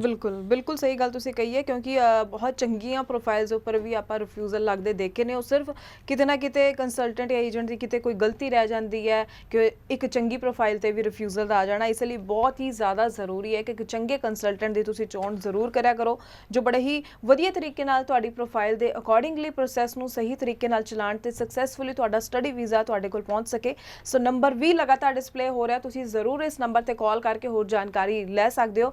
ਈਜ਼ੀਵੇ ਕੰਸਲਟੈਂਸੀ ਦਾ ਆਫਿਸ ਜੋ ਹੈ ਚੰਡੀਗੜ੍ਹ ਵਿੱਚ ਤੁਸੀਂ ਆਰਾਮ ਨਾਲ ਪਹੁੰਚ ਸਕਦੇ ਹੋ। ਜੋ ਡਿਟੇਲ ਹੈ ਉਹ ਸਕਰੋਲ ਦੇ ਵਿੱਚ ਜ਼ਰੂਰ ਚੱਲ ਰਹੀ ਹੈ। ਐਡਰੈਸ ਦੀ ਤੁਹਾਨੂੰ ਜਦੋਂ ਵੀ ਟਾਈਮ ਲੱਗੇ ਤੁਸੀਂ ਜ਼ਰੂਰ ਆਪਣੇ ਡਾਕੂਮੈਂਟਸ ਲੈ ਕੇ ਵਿਜ਼ਿਟ ਕਰੋ। ਮੈਂ ਹਮੇਸ਼ਾ ਇਹ ਗੱਲ ਕਹਿੰਦੀ ਹਾਂ ਕਿ ਡਾਕੂਮੈਂਟਸ ਦੇਖਣ ਤੋਂ ਬਾਅਦ ਹੀ ਸਹੀ ਅਸੈਸਮੈਂਟ ਹੋ ਸਕਦੀ ਹੈ ਤੇ ਤੁਹਾਨੂੰ ਦੱਸਿਆ ਜਾ ਸਕਦਾ ਹੈ ਕਿ ਤੁਸੀਂ ਕਿਹੜੇ ਕੋਰਸ ਲਈ ਕਿਹੜੀ ਜਗ੍ਹਾ ਲਈ ਐਲੀਜੀਬਲ ਹੋ, ਤਾਂ ਕਿ ਜਲਦੀ ਤੋਂ ਜਲਦੀ ਬਿਨਾਂ ਕਿਸੇ ਰਿਫਿਊਜ਼ਲ ਦੇ ਤੁਸੀਂ ਸਟੱਡੀ ਵੀਜ਼ਾ ਆਪਣਾ ਲੈ ਸਕੋ। ਫਿਲਹਾਲ ਆਪਾਂ ਕੈਨੇਡਾ ਦੀ ਗੱਲ ਕਰ ਰਹੇ ਹਾਂ, ਅੱਗੋਂ ਚੱਲ ਕੇ ਆਪਾਂ ਆਸਟ੍ਰੇਲੀਆ ਦੀ ਵੀ ਗੱਲ ਕਰਨੀ ਹੈ। ਸਰ ਕੈਨੇਡਾ ਦੀ ਜਦ ਆਪਾਂ ਗੱਲ ਕਰਦੇ ਹਾਂ ਤਾਂ ਹੁਣ ਵੀ ਲਗਾਤਾਰ ਜੋ ਹੈ ਐਡਮਿਸ਼ਨਸ ਚੱਲ ਰਹੀਆਂ। ਹੁਣ ਰੀਸੈਂਟ ਪਾਸ ਆਊਟ ਸਟੂਡੈਂਟ ਨੇ, ਉਹਨਾਂ ਦਾ ਵੀ ਆਪਾਂ ਕਹਿ ਸਕਦੇ ਹਾਂ ਹੁਣ ਰਸ਼ ਇੱਕਦਮ ਵਧੇਗਾ। ਤਾਂ ਜਨਵਰੀ ਨੂੰ ਲੈ ਕੇ ਆਪਸ਼ਨਸ ਹੁਣ ਬਹੁਤ ਘੱਟ ਦੀਆਂ ਨਜ਼ਰ ਆ ਰਹੀਆਂ, ਕਿਉਂਕਿ ਆਲਰੇਡੀ ਬਹੁਤ ਸਾਰੀ ਫਾਈਲਸ ਲੱਗ ਚੁੱਕੀਆਂ ਨੇ। ਸੋ ਮੈਂ ਤੁਹਾਡੇ ਤੋਂ ਜਾਣਨਾ ਚਾਹੂੰਗੀ ਕਿ ਜਨਵਰੀ ਇਨਟੇਕ ਲਈ ਕੀ ਹਲੇ ਵੀ ਕੋਈ ਚੰਗੀਆਂ ਆਪਸ਼ਨਸ ਹੈ ਜਿਸ ਦਾ ਸਟੂਡੈਂਟਸ ਜੋ ਹੈ ਫਾਇਦਾ ਲੈ ਸਕਣ? ਬਿਲਕੁਲ ਜੀ, ਦੇਖੋ ਜਨਵਰੀ ਇਨਟੇਕ ਦੇ ਵਿੱਚ ਵੀ ਜਿਹੜੀਆਂ ਬਹੁਤ ਸਾਰੇ ਕਾਲਜ ਫੁੱਲ ਹੋ ਗਏ ਨੇ ਔਰ ਬਹੁਤ ਘੱਟ ਆਪਸ਼ਨਸ ਰਹਿ ਗਈਆਂ ਨੇ ਜਿਹਦੇ ਵਿੱਚ ਤੁਸੀਂ ਅਪਲਾਈ ਕਰ ਸਕਦੇ ਹੋ ਜੀ। ਔਰ ਸਾਡੇ ਕੋਲ ਉਹਨਾਂ ਬੱਚਿਆਂ ਦੀ ਕਾਲ ਵੀ ਬਹੁਤ ਆ ਰਹੀ ਹੈ ਜਿਹੜੇ ਪਿਛਲੇ ਇਨਟੇਕ 'ਚ ਰਿਫਿਊਜ਼ ਹੋ ਗਏ। ਤਾਂ ਮੇਨ ਜਿਹੜੇ ਰਿਫਿਊਜ਼ਨ ਦੇ ਤੁਹਾਨੂੰ ਮੈਂ ਰੀਜ਼ਨ ਦੱਸੇ ਨੇ, ਅਗਰ ਬੱਚਾ ਕੋਈ ਰਿਫਿਊਜ਼ ਹੈਗਾ ਹੈ ਔਰ ਬੇਸ਼ੱਕ ਉਹਦੇ 6 ਈਚ ਬੈਂਡ ਹੈਗੇ ਨੇ, 2 ਵਾਰ ਰਿਫਿਊਜ਼ ਹੈ, 1 ਵਾਰ ਰਿਫਿਊਜ਼ ਹੈ, 3 ਵਾਰ ਰਿਫਿਊਜ਼ ਹੈ, ਉਹਦਾ ਵੀ ਵੀਜ਼ਾ ਆਉਂਦਾ ਹੈ। ਇਸ ਕਰਕੇ ਜ਼ਰੂਰੀ ਨਹੀਂ ਹੈ ਕਿ ਤੁਸੀਂ ਅਗਲੀ ਵਾਰੀ ਫਿਰ ਰਿਫਿਊਜ਼ ਹੋਵੋ। ਤੁਹਾਡੀ ਪ੍ਰੋਫਾਈਲ ਨੂੰ ਅਸੀਂ ਧਿਆਨ ਨਾਲ ਵੇਖਾਂਗੇ ਜਨਵਰੀ ਇਨਟੇਕ ਲਈ, ਔਰ ਅੱਛੇ ਤਰੀਕੇ ਨਾਲ ਫਾਈਲ ਲਾਉਣ ਦੀ ਕੋਸ਼ਿਸ਼ ਕਰਾਂਗੇ। ਕਿਉਂਕਿ ਕਈ ਵਾਰੀ ਕੀ ਹੁੰਦਾ ਕਿ ਅਸੀਂ ਸਾਡਾ ਮੰਨ ਲਓ ਸੈਪਟੰਬਰ ਇਨਟੇਕ ਸੀ, ਔਰ ਅਸੀਂ ਜਿਹੜਾ ਹੈ ਸਿਰਫ 2 ਮਹੀਨੇ ਪਹਿਲਾਂ ਫਾਈਲ ਲਾਈ, ਜਿਸ ਵਜ੍ਹਾ ਕਰਕੇ ਉਹ ਬੱਚੇ ਰਿਫਿਊਜ਼ ਹੋਣ ਦੇ ਚਾਂਸਸ ਜ਼ਿਆਦਾ ਹੁੰਦੇ ਨੇ, ਕਿਉਂਕਿ ਬਹੁਤ ਘੱਟ ਐਮਬੈਸੀ ਕੋਲ ਟਾਈਮ ਹੁੰਦਾ। ਅੱਜ ਦੀ ਡੇਟ ਵਿੱਚ ਜਿਹੜੀ ਫਾਈਲ ਹੈ ਉਹ ਘੱਟੋ ਘੱਟ 3 ਮਹੀਨੇ ਪਹਿਲਾਂ ਜ਼ਰੂਰ ਲਗਾਓ। ਜੀ 2.5-3 ਮਹੀਨੇ ਦਾ ਗੈਪ ਹੋਣਾ ਬਹੁਤ ਜ਼ਰੂਰੀ ਹੈ। ਤੇ ਸੈਪਟੰਬਰ ਹੁਣ ਜਿਹੜਾ ਜਨਵਰੀ ਇਨਟੇਕ ਹੈ ਇਹ ਸਾਡੇ ਕੋਲ ਹਜੇ ਬਹੁਤ ਟਾਈਮ ਪਿਆ ਹੈ। ਅਗਰ ਤੁਸੀਂ ਅਪਲਾਈ ਕਰਨਾ ਚਾਹੁੰਦੇ ਹੋ, ਅੱਗੇ ਵੀਜ਼ਾ ਅਪਲਾਈ ਕਰਨਾ ਹੈ, ਤਾਂ ਇਸ ਤੋਂ ਬੈਸਟ ਆਪਸ਼ਨ ਨਹੀਂ ਹੋ ਸਕਦੀ, ਕਿਉਂਕਿ ਸਾਡੇ ਕੋਲ ਹੁਣ ਇਸ ਟਾਈਮ ਬਹੁਤ ਸਾਰੀ ਯੂਨੀਵਰਸਿਟੀਜ਼ ਨੇ। ਸਾਡੇ ਕੋਲ ਸਰੀ ਦੇ ਵਿੱਚ, ਟੋਰਾਂਟੋ ਦੇ ਵਿੱਚ, ਇਸ ਤੋਂ ਇਲਾਵਾ ਅਲੱਗ-ਅਲੱਗ ਜਗ੍ਹਾ ਤੇ ਐਲਬਰਟਾ 'ਚ ਹੈ, ਸਸਕੈਚੁਅਨ 'ਚ ਹੈ, ਹੋਰ ਬਹੁਤ ਸਾਰੀ ਜਗ੍ਹਾ ਤੇ ਬਹੁਤ ਵਧੀਆ ਆਪਸ਼ਨਸ ਹੈਗੀਆਂ ਨੇ। ਬਾਕੀ ਮੈਂ ਬੱਚਿਆਂ ਨੂੰ ਦੱਸਣਾ ਚਾਹਾਂਗਾ ਕਿ ਅਗਰ ਤੁਸੀਂ ਦੇਖੋ ਬਹੁਤ ਜ਼ਰੂਰੀ ਪਹਿਲਾਂ ਵੀਜ਼ਾ ਲੱਗਣਾ ਹੁੰਦਾ ਹੈ ਜੀ, ਕਿਉਂਕਿ ਕਈ ਵਾਰੀ ਅਸੀਂ ਕੀ ਕਹਿੰਦੇ ਨਹੀਂ ਜੀ ਮੈਂ ਇੱਥੇ ਹੀ ਜਾਣਾ ਹੈ, ਔਰ ਉੱਥੇ ਕਈ ਵਾਰੀ ਤੁਹਾਡਾ ਕੋਰਸ ਜਿਹੜਾ ਹੈ ਉਹ ਨਹੀਂ ਹੁੰਦਾ। ਮੇਰੇ ਕੋਲ ਕੱਲ ਪਰਸੋਂ ਹੀ ਮੈਂ ਇੱਕ ਬੱਚੇ ਨਾਲ ਗੱਲ ਕਰ ਰਿਹਾ ਸੀ, ਉਹਨੇ ਬੈਚਲਰ ਇਨ ਆਰਟਸ ਕੀਤਾ ਹੋਇਆ ਹੈ ਔਰ 6.5 ਨੋਟ ਦੈਨ 6 ਬੈਂਡ ਹੈ, ਔਰ ਉਹ ਬੱਚਾ ਕਾਲਜ ਦੀ ਜਿੱਦ ਕਰ ਰਿਹਾ ਹੈ ਕਿ ਮੈਂ ਇਸ ਕਾਲਜ ਹੀ ਜਾਣਾ ਹੈ। ਮੈਂ ਉਹਨੂੰ ਸਮਝਾਇਆ ਕਿ ਦੇਖੋ ਇਸ ਕਾਲਜ 'ਚ ਤੁਹਾਡੇ ਪ੍ਰੋਫਾਈਲ ਦੇ ਰਿਲੇਟਡ ਕੋਈ ਕੋਰਸ ਨਹੀਂ ਹੈ, ਬੇਸ਼ੱਕ ਓਪਨ ਹੈ ਬਟ ਉੱਥੇ ਕੋਰਸ ਨਹੀਂ ਹੈ ਤੁਹਾਡਾ। ਵੀ ਲਗਾਓਗੇ ਇੱਕ ਕੋਰਸ, ਉਹਨੇ ਕਿਸੇ ਏਜੰਟ ਤੋਂ ਪੁੱਛਿਆ ਹੋਇਆ ਸੀ, ਉਹਨੇ ਕਿਹਾ ਜੀ ਤੁਸੀਂ ਇਹ ਲਗਾ ਲਓ, ਬਟ ਉਹਦੇ ਤੁਹਾਡਾ ਵੀਜ਼ਾ ਹੀ ਨਹੀਂ ਆਏਗਾ, ਕਿਉਂਕਿ ਉਹਦੀ ਬੈਕਗਰਾਊਂਡ ਜਿਹੜੀ ਬਿਲਕੁਲ ਉਹਦੇ ਨਾਲ ਰਿਲੇਟਡ ਹੈ ਹੀ ਨਹੀਂ ਹੈ। ਉਹ ਐਕਚੁਅਲੀ ਉਸ ਤੋਂ ਬਾਅਦ ਹੌਸਪਿਟੈਲਿਟੀ ਐਂਡ ਰੈਸਟੋਰੈਂਟ ਮੈਨੇਜਮੈਂਟ ਮੰਗ ਰਿਹਾ ਸੀ, ਬਟ ਉਹ ਬਿਨਾਂ ਐਕਸਪੀਰੀਅੰਸ ਤੋਂ, ਬਿਨਾਂ ਜਿਹੜਾ ਹੈ ਤੁਹਾਡੀ ਬੈਕਗਰਾਊਂਡ ਤੋਂ ਉਹ ਚੀਜ਼ ਨਹੀਂ ਦਿੱਤੀ ਜਾ ਸਕਦੀ, ਕਿਉਂਕਿ ਉਹਦੇ ਤੇ ਡਾਇਰੈਕਟਲੀ ਤੁਸੀਂ ਰਿਫਿਊਜ਼ ਹੋ ਜਾਓਗੇ ਜੀ। ਤਾਂ ਇਸ ਕਰਕੇ ਇਹਨਾਂ ਬੱਚਿਆਂ ਲਈ ਸਾਡੇ ਕੋਲ ਅਲੱਗ-ਅਲੱਗ ਪ੍ਰੋਫਾਈਲਸ ਦੇ ਲਈ ਅਲੱਗ-ਅਲੱਗ ਕੋਰਸਿਸ ਹੈਗੇ ਨੇ। ਤੁਸੀਂ ਇੱਕ ਵਾਰੀ ਤੁਹਾਨੂੰ ਇਹ ਦੇਖਣਾ ਪਏਗਾ ਕਿ ਕਿਹੜੇ ਕੋਰਸ ਲਈ ਤੁਸੀਂ ਐਲੀਜੀਬਲ ਹੋ, ਔਰ ਉਹ ਕੋਰਸ ਕਿੱਥੇ ਅਵੇਲੇਬਲ ਹੈ, ਸਾਡੀ ਟੀਮ ਤੁਹਾਨੂੰ ਦੱਸੇਗੀ। ਔਰ ਜਨਵਰੀ ਦੇ ਲਈ ਸਾਡੇ ਕੋਲ ਬਹੁਤ ਆਪਸ਼ਨਸ ਨੇ ਇਸ ਟਾਈਮ, ਘੱਟੋ ਘੱਟ 20-25 ਕਾਲਜ ਯੂਨੀਵਰਸਿਟੀਜ਼ ਅਵੇਲੇਬਲ ਨੇ ਇਸ ਟਾਈਮ ਸਾਡੇ ਕੋਲ, ਜਿੱਥੇ ਤੁਹਾਨੂੰ ਡਿਫਰੈਂਟ ਟਾਈਪ ਆਫ ਕੋਰਸਿਸ ਮਿਲ ਜਾਣਗੇ। ਅਸੀਂ ਜ਼ਰੂਰੀ ਨਹੀਂ ਹੈ ਕਿ ਡਿਪਲੋਮਾ 'ਚ ਜਾਣਾ, ਤੁਸੀਂ ਡਿਗਰੀ ਵਿੱਚ ਵੀ ਅਪਲਾਈ ਕਰ ਸਕਦੇ ਹੋ। ਅਗਰ ਤੁਸੀਂ ਰਿਫਿਊਜ਼ ਹੋ, ਤੁਹਾਨੂੰ ਡਿਗਰੀ 'ਚ ਅਪਲਾਈ ਕਰਨਾ ਚਾਹੀਦਾ ਹੈ। ਬਹੁਤ ਸਾਰੀਆਂ ਯੂਨੀਵਰਸਿਟੀਜ਼ ਡਿਗਰੀ ਦੇ ਰਹੀਆਂ ਨੇ, ਔਰ ਡਿਗਰੀ ਵੀ ਬੜੀ ਹੀ ਘੱਟ ਫੀਸ ਦੇ ਵਿੱਚ ਦੇ ਰਹੀਆਂ ਨੇ। ਸਾਡੇ ਕੋਲ ਇੱਦਾਂ ਦੇ ਕਾਲਜ ਨੇ ਜਿਹੜੇ ਤੁਹਾਨੂੰ ਡਾਇਰੈਕਟਲੀ ਲੀਡਿੰਗ ਟੂ ਪੀਆਰ ਲਈ ਦੇ ਰਹੇ ਨੇ, ਤੁਹਾਨੂੰ ਉਹਨਾਂ ਨੇ ਖੁਦ ਹੀ ਜੌਬ ਦੇਣੀ ਹੈ। ਉਹ ਕਾਲਜ ਇੱਦਾਂ ਦੇ ਨੇ, ਤੁਹਾਨੂੰ ਖੁਦ ਜੌਬ ਦੇਣੀ ਹੈ, ਤੁਹਾਨੂੰ ਚਿੰਤਾ ਕਰਨ ਦੀ ਲੋੜ ਨਹੀਂ ਹੈ ਕਿ ਜੀ ਮੈਨੂੰ ਕੱਲ ਨੂੰ ਵਰਕ ਪਰਮਿਟ ਮਿਲੇਗਾ, ਉਸ ਤੋਂ ਬਾਅਦ ਜੀ ਮੈਂ EMPLOYER ਤੋਂ ਲੈਟਰ ਲਵਾਂਗਾ ਤੇ ਫਿਰ ਜਾ ਕੇ ਮੇਰਾ ਜਿਹੜਾ ਪੀਆਰ ਹੋਣਗੇ। ਨੋ, ਤੁਹਾਡੇ ਜਿਹੜੇ 900 ਘੰਟਾ ਹੈ, ਜਾਂ ਤੁਹਾਡੇ 2 ਸਾਲ ਦਾ ਐਕਸਪੀਰੀਅੰਸ ਹੈ, ਜਾਂ ਤੁਹਾਡਾ ਮੇਰੇ ਕੋਲ ਅਲਬਰਟਾ 'ਚ ਕਾਲਜ ਹੈ ਜੀ ਤੁਹਾਨੂੰ ਡਾਇਰੈਕਟਲੀ ਲੀਮੀਆ ਦੇ ਰਿਹਾ, 1 ਸਾਲ ਪੜ੍ਹਨ ਤੋਂ ਬਾਅਦ ਡਾਇਰੈਕਟਲੀ ਤੁਹਾਨੂੰ ਲੀਮੀਆ ਮਿਲੇਗੀ। ਇਟ ਮੀਨਸ ਕਿ ਕਾਲਜ ਦੀ ਜ਼ਿੰਮੇਵਾਰੀ ਹੈ ਤੁਹਾਨੂੰ ਕੰਮ ਦਿਲਾਉਣਾ, ਔਰ ਉੱਥੇ ਇਹ ਹੈ ਕਿ ਜੇ ਤੁਹਾਨੂੰ ਜੌਬ ਆਫਰ ਮਿਲ ਗਈ ਤਾਂ ਤੁਸੀਂ 100% ਪੀਆਰ ਹੋ, ਤਾਂ ਇਟ ਮੀਨਸ ਤੁਸੀਂ ਇੱਥੋਂ ਡਾਇਰੈਕਟਲੀ ਪੀਆਰ ਲਈ ਜਾ ਰਹੇ ਹੋ। ਮੇਰੇ ਕੋਲ BC ਦੇ ਵਿੱਚ ਕਾਲਜ ਹੈ ਜੀ, ਤੁਹਾਨੂੰ 3 ਸਾਲ ਦਾ ਪ੍ਰੋਗਰਾਮ ਹੈ, 1 ਸਾਲ ਪੜ੍ਹਨਾ ਹੈ ਤੇ 2 ਸਾਲ ਕੰਮ ਹੈ। ਤਾਂ ਇਟ ਮੀਨਸ ਕਿ ਤੁਹਾਡੇ ਜਿਹੜੇ 900 ਘੰਟੇ ਦੀ ਤੁਹਾਨੂੰ ਰਿਕੁਆਇਰਮੈਂਟ ਹੁੰਦੀ BC ਦੇ ਵਿੱਚ, ਅਗਰ ਤੁਸੀਂ 900 ਘੰਟਾ BC 'ਚ ਤੁਹਾਨੂੰ ਕਾਲਜ ਹੀ ਪੂਰਾ ਕਰਕੇ ਦੇ ਰਿਹਾ, ਤਾਂ ਇਟ ਮੀਨਸ ਤੁਸੀਂ ਡਾਇਰੈਕਟਲੀ ਐਲੀਜੀਬਲ ਹੋ ਪੀਆਰ ਦੇ ਲਈ। ਇਸ ਕਰਕੇ ਬਹੁਤ ਸਾਰੀਆਂ ਆਪਸ਼ਨਸ ਨੇ ਜਿੱਥੇ ਤੁਹਾਨੂੰ ਜਿਹੜਾ ਸਟਰਗਲ ਕਰਨ ਦੀ ਲੋੜ ਨਹੀਂ ਹੈ। ਤੁਸੀਂ ਇੱਥੋਂ ਹੀ ਬੜੇ ਮੈਂ ਕਹਾਂ ਨਿਸ਼ਾਨੇ ਤੇ ਤੁਹਾਡਾ ਤੀਰ ਲੱਗ ਰਿਹਾ ਕਿ ਤੁਸੀਂ ਜਾ ਕੇ ਡਾਇਰੈਕਟਲੀ ਪੀਆਰ ਲੈ ਰਹੇ ਹੋ ਜੀ। ਤਾਂ ਇਸ ਕਰਕੇ ਸਾਡੀ ਟੀਮ ਨੂੰ ਜ਼ਰੂਰ ਮਿਲੋ। ਬੇਸ਼ੱਕ ਤੁਸੀਂ ਕਿਤੇ ਵੀ ਅਪਲਾਈ ਕਰਨਾ ਹੈ ਕੈਨੇਡਾ ਦੇ ਵਿੱਚ, ਤੁਹਾਨੂੰ different type of courses with leading to PR ਦੇਵਾਂਗੇ ਕਿ ਜਿੱਥੇ ਤੁਹਾਡਾ ਬੈਸਟ ਹੋ ਸਕੇ, ਜਿੱਥੇ ਤੁਸੀਂ ਬੈਸਟ ਪੜ੍ਹ ਸਕੋ। ਉਹ ਸਭ ਚੀਜ਼ਾਂ ਜਿਹੜੀਆਂ ਨੇ ਅਸੀਂ ਵੇਖ ਕੇ ਹੀ ਤੁਹਾਡੀ ਜਿਹੜੀ ਹੈ ਪ੍ਰੋਫਾਈਲ ਉਹ ਅਸੀਂ ਅਸੈਸ ਕਰਦੇ ਹਾਂ। ਬਿਲਕੁਲ, ਕਿਉਂਕਿ ਇੱਕ ਚੰਗਾ ਕੰਸਲਟੈਂਟ ਜੋ ਹੈ ਤੁਹਾਡੀ ਪ੍ਰੋਫਾਈਲ ਦੇਖ ਕੇ ਹੀ ਤੁਹਾਨੂੰ ਦੱਸਣਗੇ, ਗਾਈਡ ਕਰਨਗੇ, ਕਿਉਂਕਿ ਜ਼ਿਆਦਾਤਰ ਕਈ ਹੁੰਦਾ ਹੈ ਕਿ ਜਿੱਥੇ ਜ਼ਿਆਦਾ ਠੱਗੀ ਹੁੰਦੀ ਹੈ, ਸਟੂਡੈਂਟ ਕਹਿੰਦੇ ਅਸੀਂ ਫਲਾਣੀ ਥਾਂ ਜਾਣਾ ਚਾਹੁੰਦੇ ਹਾਂ, ਤੇ ਅੱਗੋਂ ਆਵਾਜ਼ ਜਦੋਂ ਸੁਣਨ ਨੂੰ ਮਿਲਦੀ ਹੈ ਹਾਂਜੀ ਤੁਹਾਡਾ ਹੋ ਜਾਏਗਾ, ਤੁਹਾਡੀ ਪ੍ਰੋਫਾਈਲ ਦੇ ਅਕੋਰਡਿੰਗਲੀ ਜਿੱਥੇ ਤੁਸੀਂ ਕਹੋਗੇ ਤਾਂ ਤੁਹਾਡਾ ਵੀਜ਼ਾ ਲੱਗ ਜਾਏਗਾ। ਬਸ ਉੱਥੋਂ ਤੁਹਾਨੂੰ ਬਚਣ ਦੀ ਜ਼ਰੂਰਤ ਹੈ, ਕਿਉਂਕਿ ਵੀਜ਼ਾ ਜਾਂ ਅਪਲਾਈ ਕਰਨੀ ਤੁਹਾਡੀ ਫਾਈਲ ਤੁਹਾਡੀ ਪ੍ਰੋਫਾਈਲ ਦੇ ਅਕੋਰਡਿੰਗਲੀ ਹੀ ਦੇਖ ਕੇ ਤੁਹਾਨੂੰ ਗਾਈਡ ਕੀਤਾ ਜਾ ਸਕਦਾ। ਸੋ ਡਿਸੀਜ਼ਨ ਸਹੀ ਲਿਆ ਕਰੋ। ਸਭ ਤੋਂ ਪਹਿਲਾ ਡਿਸੀਜ਼ਨ ਜੋ ਕੰਸਲਟੈਂਟ ਦੀ ਚੋਣ ਕਰਨੀ, ਬਹੁਤ ਸੋਚ ਸਮਝ ਕੇ ਉਸ ਕੰਸਲਟੈਂਟ ਨੇ ਕਿਸ ਤਰ੍ਹਾਂ ਦੀ ਪ੍ਰੋਫਾਈਲਸ ਉੱਪਰ ਪਹਿਲਾਂ ਕੰਮ ਕੀਤਾ ਹੋਇਆ, ਕਿਸ ਤਰ੍ਹਾਂ ਦੇ ਵੀਜ਼ਾ ਲੱਗ ਚੁੱਕੇ ਨੇ, ਉਹ ਵੀ ਚੀਜ਼ਾਂ ਜਾ ਕੇ ਦੇਖਿਆ ਕਰੋ, ਪੁੱਛਿਆ ਕਰੋ, ਤਾਂ ਉਸ ਤੋਂ ਬਾਅਦ ਆਪਣੀ ਪ੍ਰੋਫਾਈਲ ਤੇ ਜੋ ਹੈ ਕੰਮ ਸ਼ੁਰੂ ਕਰਵਾਇਆ ਕਰੋ। ਕੈਨੇਡਾ ਬਾਰੇ ਆਪਾਂ ਢੇਰ ਸਾਰੀ ਗੱਲਾਂ ਕੀਤੀਆਂ, ਕਈ ਸਵਾਲ ਪੁੱਛੇ ਨੇ। ਤੁਹਾਡਾ ਕੋਈ ਸਵਾਲ ਰਹਿ ਗਿਆ ਹੋਵੇ ਕੈਨੇਡਾ ਨੂੰ ਲੈ ਕੇ ਤਾਂ ਤੁਸੀਂ ਸਕਰੀਨ ਦੇ ਦਿੱਤੇ ਨੰਬਰ ਤੇ ਕਾਲ ਕਰਕੇ ਜ਼ਰੂਰ ਜਾਣਕਾਰੀ ਲੈ ਸਕਦੇ ਹੋ। ਹੁਣ ਆਸਟ੍ਰੇਲੀਆ ਬਾਰੇ ਵੀ ਗੱਲ ਕਰਨਾ ਚਾਹਾਂਗੇ, ਜਿਵੇਂ ਆਪਾਂ ਪਹਿਲਾਂ ਗੱਲ ਕੀਤੀ ਸਰ, ਕੈਨੇਡਾ ਵਿੱਚ ਡਿਲੇ ਚੱਲ ਰਿਹਾ ਵੀਜ਼ਾਸ ਨੂੰ ਲੈ ਕੇ, ਆਸਟ੍ਰੇਲੀਆ ਦੇ ਵਿੱਚ ਵੀ ਡਿਲੇ ਚੱਲ ਰਹੇ ਨੇ। ਹੁਣ ਆਸਟ੍ਰੇਲੀਆ ਵਿੱਚ ਕੀ ਰੀਜ਼ਨ ਮੰਨ ਸਕਦੇ ਹਾਂ ਡਿਲੇਜ਼ ਦੇ? ਬਿਲਕੁਲ ਜੀ, ਦੇਖੋ ਅਗਰ ਕੋਈ ਕੈਨੇਡਾ ਤੋਂ ਬਾਅਦ ਕੰਟਰੀ ਹੈ ਜਿੱਥੇ ਸਟੂਡੈਂਟ ਦੀ ਜਿਹੜੀ ਮੈਂ ਕਹਾਂਗਾ ਕਿ ਪਹੁੰਚ ਹੈ, ਜਿੱਥੇ ਸਟੂਡੈਂਟ ਜਾਣਾ ਚਾਹੁੰਦਾ ਹੈ ਤਾਂ ਉਹ ਆਸਟ੍ਰੇਲੀਆ ਹੈ ਜੀ। ਔਰ ਬਹੁਤ ਸਾਰੇ ਸਟੂਡੈਂਟ ਜਿਹੜੇ ਨੇ ਉਹਨਾਂ ਦੇ 6 ਈਚ ਨਹੀਂ ਆਉਂਦੇ, ਉਹ ਬਹੁਤ ਵਾਰ-ਵਾਰ ਟਰਾਈ ਕਰਦੇ ਨੇ ਔਰ ਉਹਨਾਂ ਦੇ 6 ਈਚ ਨਹੀਂ ਆਉਂਦੇ ਜੀ। ਉਹਨਾਂ ਦੇ ਕਈ ਬੱਚਿਆਂ ਦੀ ਪੀਟੀ ਹੁੰਦੀ ਹੈ ਔਰ ਪੀਟੀ 'ਚ ਤੁਹਾਨੂੰ ਪਤਾ ਕੈਨੇਡਾ ਅੱਜਕੱਲ੍ਹ ਵੀਜ਼ਾ ਨਹੀਂ ਦੇ ਰਿਹਾ, ਤੇ ਉਹਨਾਂ ਬੱਚਿਆਂ ਲਈ ਜਿਹੜੀ ਆਪਸ਼ਨ ਹੈਗੀ ਹੈ ਆਸਟ੍ਰੇਲੀਆ ਹੈਗੀ ਹੈ, ਕਿਉਂਕਿ ਆਸਟ੍ਰੇਲੀਆ ਜਿਹੜਾ ਹੈ ਪੀਟੀ ਵੀ ਐਕਸੈਪਟ ਕਰਦਾ ਹੈ ਔਰ ਆਈਲੈਟਸ ਜਿਹੜਾ ਓਵਰਆਲ 6 ਨਾਟ ਲੈਸ ਦੈਨ 5.5 ਤੇ ਵੀ ਵੀਜ਼ਾ ਆ ਰਹੇ ਨੇ। ਔਰ ਮੈਂ ਅਗਰ ਆਸਟ੍ਰੇਲੀਆ ਦੀ ਗੱਲ ਕਰਾਂ ਤਾਂ ਆਸਟ੍ਰੇਲੀਆ ਬਹੁਤ ਸ਼ੁਰੂ ਤੋਂ ਅਗਰ ਮੈਂ ਜਨਵਰੀ ਫਰਵਰੀ ਦੀ ਗੱਲ ਕਰਾਂ ਤਾਂ ਆਸਟ੍ਰੇਲੀਆ ਜਿਹੜੀਆਂ ਫਾਈਲਾਂ ਸੀ ਉਹ ਬਹੁਤ ਲੰਬੀਆਂ ਡਿਲੇ ਹੋਈਆਂ ਨੇ, ਕਿਉਂਕਿ ਸਾਡੇ ਜਿਹੜੇ ਹੁਣ ਵੀਜ਼ਾ ਆ ਰਹੇ ਨੇ ਉਹ ਜਿਹੜੇ ਫਰਵਰੀ 'ਚ ਲੱਗੇ ਸੀ ਕੇਸਿਸ, ਉਹਨਾਂ ਦੇ ਵੀਜ਼ਾ ਆ ਰਹੇ ਨੇ, ਮਾਰਚ ਦੇ ਵੀਜ਼ਾ ਆ ਰਹੇ ਨੇ। ਤਾਂ ਇਸ ਕਰਕੇ ਹੁਣ ਕੀ ਹੋਇਆ ਕਿ ਮੈਂ ਅਗਰ ਇਹ ਡਿਲੇ ਦੀ ਗੱਲ ਕਰਾਂ ਤਾਂ ਡਿਲੇ ਜਿਹੜੀ ਹੈ ਥੋੜਾ ਜਿਹਾ ਇੱਕ ਰੀਜ਼ਨ ਜਿਹੜਾ ਹੈ, ਅਸੀਂ ਕੰਸਲਟੈਂਟ ਖੁਦ ਵੀ ਹੈਗੇ ਆ, ਕਿਉਂਕਿ ਬਹੁਤ ਸਾਰੇ ਕੰਸਲਟੈਂਟ ਇਦਾਂ ਦੇ ਨੇ ਜਿਨ੍ਹਾਂ ਨੇ ਕੁਝ ਫਰਾਡੂਲੈਂਟ ਡਾਕੂਮੈਂਟ ਦੇ ਨਾਲ ਅਪਲਾਈ ਕੀਤਾ ਔਰ ਇਮੀਗ੍ਰੇਸ਼ਨ ਦੇ ਵਿੱਚ ਉਹਨਾਂ ਚੀਜ਼ਾਂ ਨੂੰ ਉਹਨਾਂ ਨੇ ਜਦੋਂ ਡਿਸਕਲੋਜ਼ ਕੀਤਾ, ਉਹਨਾਂ ਨੇ ਦੇਖਿਆ ਕਿ ਇੱਥੇ ਸਾਨੂੰ ਹਾਈ ਰਿਸਕ ਲੱਗ ਰਿਹਾ ਹੈ, ਜਿੰਦੇ 'ਚ ਉਹ ਸਾਨੂੰ ਹਰਿਆਣਾ ਤੇ ਪੰਜਾਬ ਨੂੰ ਇੱਕ ਅਲੱਗ ਕੈਟਾਗਰੀ 'ਚ ਰੱਖਦੇ ਨੇ, ਜਾਂ ਕੁਝ ਹੈਦਰਾਬਾਦ ਨੂੰ ਜਾਂ ਗੁਜਰਾਤ ਨੂੰ ਅਲੱਗ-ਅਲੱਗ ਜਿਹੜੀ ਜਗ੍ਹਾ ਤੋਂ ਜਿਹੜੇ ਸਟੂਡੈਂਟਸ ਅਪਲਾਈ ਕਰਦੇ ਨੇ ਉਹਨਾਂ ਨੂੰ ਲੱਗਦਾ ਹੈ ਕਿ ਇੱਥੋਂ ਦੀ ਜਿਹੜੀ ਦਿੱਕਤ ਹੋ ਸਕਦੀ ਹੈ। ਇਸ ਕਰਕੇ ਉਹਨਾਂ ਦੀ ਜ਼ਿਆਦਾ ਵੈਰੀਫਿਕੇਸ਼ਨ ਦੇ ਕਰਕੇ ਹਰ ਇੱਕ ਪ੍ਰੋਫਾਈਲ ਤੇ ਹਰ ਇੱਕ ਫਾਈਲ ਤੇ ਜਿਹੜਾ ਬਹੁਤ ਜ਼ਿਆਦਾ ਟਾਈਮ ਲਗਾ ਰਹੇ ਨੇ। ਤੇ ਇੱਕ ਪ੍ਰੋਪਰ ਜਿਹੜੀ ਮੈਂ ਕਹਾਂਗਾ ਕਿ ਐਮਬੈਸੀ ਨੇ ਜਿਹੜਾ ਇੱਕ ਹਾਇਰ ਕੀਤੀ ਏਜੰਸੀ ਜਿਹੜੀ ਪ੍ਰੋਪਰ ਤੁਹਾਡੀ ਸਟੂਡੈਂਟ ਦੀ ਵੈਰੀਫਿਕੇਸ਼ਨ ਕਰੇਗੀ, ਔਰ ਇਹਨਾਂ ਚੀਜ਼ਾਂ ਦੇ ਕਰਕੇ ਹੀ ਡਿਲੇ ਹੋ ਰਿਹਾ ਹੈ। ਦੂਜਾ ਫਾਈਲਿੰਗ ਤੇ ਬਹੁਤ ਡਿਪੈਂਡ ਕਰਦਾ, ਜੋ ਤੁਸੀਂ ਫਾਈਲ ਲਾਉਣੀ ਹੋ ਤਾਂ ਉਹਦੇ 'ਚ ਪ੍ਰੋਪਰ ਪ੍ਰੂਫ ਦਿਓ ਹਰ ਇੱਕ ਚੀਜ਼ ਦੇ, ਤੁਸੀਂ ਜਿਹੜੇ ਫੰਡ ਲਾਈਨ ਉਹਦੀ ਵੈਰੀਫਿਕੇਸ਼ਨ ਨਾਲ ਦਿਓ, ਉਹ ਸਭ ਚੀਜ਼ਾਂ ਨਾਲ ਦਿਓ, ਤਾਂ ਕਿ ਤੁਹਾਡੇ ਜਿਹੜੇ ਤੁਸੀਂ ਡਾਕੂਮੈਂਟਸ ਨਾਲ ਲਾ ਰਹੇ ਹੋ ਉਹਨਾਂ ਦੀ ਵੈਰੀਫਿਕੇਸ਼ਨ ਪਹਿਲਾਂ ਨਾਲ ਦੇ ਦਿਓ, ਤਾਂ ਕਿ ਐਮਬੈਸੀ ਨੂੰ ਥੋੜਾ ਜਿਹਾ ਈਜ਼ੀ ਹੋ ਜਾਏ। ਬਟ ਮੈਂ ਅਗਰ ਤੁਹਾਨੂੰ ਗੱਲ ਕਰਾਂ, ਮੇਰੀ ਅੱਜ ਸਵੇਰੇ ਹੀ ਆਸਟ੍ਰੇਲੀਆ 'ਚ ਗੱਲ ਹੋ ਰਹੀ ਸੀ ਤੇ ਮੈਨੂੰ ਉਹਨਾਂ ਦੱਸਿਆ ਕਿ ਕੱਲ੍ਹ ਉਹਨਾਂ ਦੇ ਮਿਨਿਸਟਰ ਨੇ ਅਨਾਊਂਸ ਕੀਤਾ ਸਪੈਸ਼ਲੀ ਕਿ ਜਿਹੜੇ ਵੀ ਸਟੂਡੈਂਟ ਜਿਹੜੇ ਨੇ ਹੁਣ ਸਾਡੇ ਕੋਲ ਆ ਰਹੇ ਨੇ, ਅਸੀਂ ਉਹਨਾਂ ਦੀ ਪ੍ਰੋਸੈਸਿੰਗ ਜਿਹੜੀ ਆ ਉਹ ਫਾਸਟ ਕਰਨ ਜਾ ਰਹੇ ਹਾਂ। ਇਟ ਮੀਨ ਜਿਹੜਾ 2-3 ਮਹੀਨੇ 'ਚ ਰਿਜ਼ਲਟ ਆਉਂਦਾ ਤੁਹਾਨੂੰ ਅਸੀਂ 15 ਤੋਂ 20 ਦਿਨ ਦੇ ਵਿੱਚ ਹੀ ਦੇਵਾਂਗੇ, ਔਰ ਇਹ ਸ਼ੁਰੂ ਵੀ ਹੋ ਗਿਆ, ਕਿਉਂਕਿ ਲਾਸਟ ਵੀਕ ਦੀ ਮੈਂ ਗੱਲ ਕਰਾਂ, ਜਿਹੜੀਆਂ ਫਾਈਲਸ ਅਪ੍ਰੈਲ ਦੇ ਵਿੱਚ ਲੱਗੀਆਂ ਨੇ ਜਾਂ ਅਪ੍ਰੈਲ ਮਈ ਜੂਨ 'ਚ ਜਿਹੜੀਆਂ ਫਾਈਲਾਂ ਲੱਗ ਰਹੀਆਂ ਨੇ ਜਾਂ ਲੱਗੀਆਂ ਹੋਈਆਂ ਨੇ, ਉਹਨਾਂ ਦੇ ਰਿਜ਼ਲਟ ਹੁਣ ਬਹੁਤ ਜਲਦੀ ਆ ਰਹੇ ਨੇ। 15 ਤੋਂ 20-25 ਦਿਨ ਦੇ ਵਿੱਚ ਤੁਹਾਨੂੰ ਬੈਚਲਰ ਦਾ ਰਿਜ਼ਲਟ ਮਿਲ ਰਿਹਾ ਹੈ ਔਰ ਡਿਪਲੋਮਾ ਦਾ ਮੈਕਸਿਮਮ 2 ਮਹੀਨੇ 'ਚ ਰਿਜ਼ਲਟ ਮਿਲ ਰਿਹਾ। ਤਾਂ ਇਸ ਕਰਕੇ ਹੁਣ ਡਿਲੇ ਜਿਹੜੀ ਹੈ ਤੁਹਾਡੀ ਖਤਮ ਹੋ ਜਾਏਗੀ। ਹੁਣ ਜਿਹੜਾ ਹੈ ਐਮਬੈਸੀ ਖੁਦ ਚਾਹੁੰਦੀ ਹੈ ਕਿ ਅਸੀਂ ਜਿਹੜਾ ਜ਼ਿਆਦਾ ਤੋਂ ਜ਼ਿਆਦਾ ਸਟੂਡੈਂਟ ਉੱਥੇ ਭੇਜੀਏ, ਕਿਉਂਕਿ ਉਹਨਾਂ ਨੂੰ ਵਰਕਰ ਦੀ ਬਹੁਤ ਜ਼ਿਆਦਾ ਸ਼ਾਰਟੇਜ ਹੈ। ਕਿਉਂਕਿ ਹੌਸਪਿਟੈਲਿਟੀ ਇੰਡਸਟਰੀ ਦੇ ਵਿੱਚ ਹੀ ਮੈਂ ਪੜ੍ਹ ਰਿਹਾ ਸੀ ਕਿ ਉਹਨਾਂ ਨੂੰ ਬਹੁਤ ਸਾਰੇ ਰੈਸਟੋਰੈਂਟ ਇਸ ਕਰਕੇ ਕਲੋਜ਼ ਹੋ ਗਏ ਨੇ ਆਸਟ੍ਰੇਲੀਆ ਦੇ ਵਿੱਚ ਕਿ ਉਹਨਾਂ ਕੋਲ ਵਰਕਰਸ ਨਹੀਂ ਹੈ, ਉਹਨਾਂ ਨੂੰ ਬਹੁਤ ਦੂਰੋਂ ਵਰਕਰਸ ਬੁਲਾਉਣੇ ਪੈ ਰਹੇ ਨੇ, ਪਰ ਸਟੂਡੈਂਟ ਨਾ ਹੋਣ ਦੇ ਵਜ੍ਹਾ ਕਰਕੇ ਇਹ ਵਰਕਰਸ ਜਿਹੜੇ ਨੇ ਉਹਨਾਂ ਨੂੰ ਜ਼ਿਆਦਾ ਮੈਂ ਕਹਾਂਗਾ ਵੇਜਸ ਦੇ ਕੇ ਬੁਲਾਉਣੇ ਪੈ ਰਹੇ ਨੇ। ਇਸ ਕਰਕੇ ਇਸ ਚੀਜ਼ ਨੂੰ ਸਮਝਦੇ ਹੋਏ ਜਿਹੜਾ ਹੈ ਉਹਨਾਂ ਨੇ ਸਟੂਡੈਂਟਸ ਨੂੰ ਓਪਨ ਕੀਤਾ ਹੈ, ਤਾਂ ਕਿ ਸਟੂਡੈਂਟ ਜਿਹੜਾ ਹੈ ਜਲਦੀ ਤੋਂ ਜਲਦੀ ਵੀਜ਼ਾ ਲੈ ਕੇ ਉੱਥੇ ਪਹੁੰਚਣ।